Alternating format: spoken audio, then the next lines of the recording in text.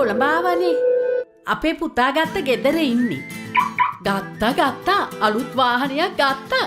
එයා ඉස්සෙල්ලම කළේ කසාද බැඳපු ගමම්ම ගිහිල්ලා අලුත් වාහනයක් ගත්ත එක. අනේ කොච්චර සතුටුයිද? අනික ඉතින් ඔයා ඉල්ලන සල්ලි දෙන්නේ මේක බැංකුවකුත් නෙමෙයිනේ.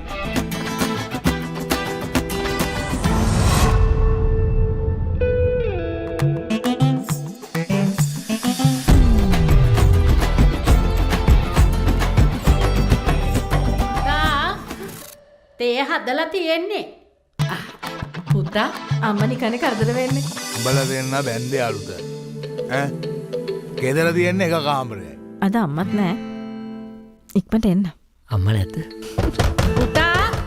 පුතා අනුස් පුතේ මේ දොර අරින්නකෝ. අම්මා ඇවිත්. උඹලා අම්මයි උඹලා ඔක්කොම ඉන්නේ ඒ කාමරේ.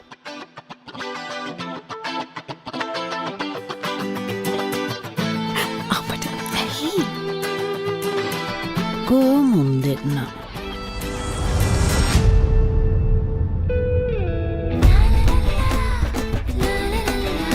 සමගේ සැලරි ඉන්ට්‍රුමන්ට් එකට මොකද්ද සර් කරගන්න පුළුවන්?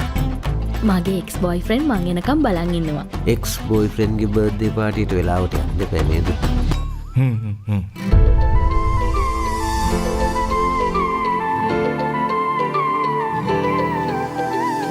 මේක තමයි මිනිස්සුන්ගේ වැදගත්ම ඉන්ද්‍රිය තියෙන ආසනය පිරිසුදු කරන ප්‍රොඩක්ට් එක. ජීවිතේම පැරි පැරි ආවා ආයම ඔබ පැරවීම වානා. ඇස්තේ වහලා. අද ෆීල් කරන්න. කොහොමද සොෆ්ට්නේ? ෆීල් කරන්න. එක්ස්කියුස් මී සර්. ෆීල් කරන්න. සර්. සිප්පෙන් සරහිනා වෙලා ගියා මුලාවේ සුරා මෙරේ පවා කළේ මගේ වෙලාවේ.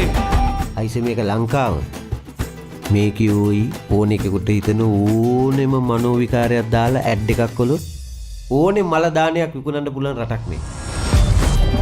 අරාජයක් කියන්න තේ මගේ කතාවේ.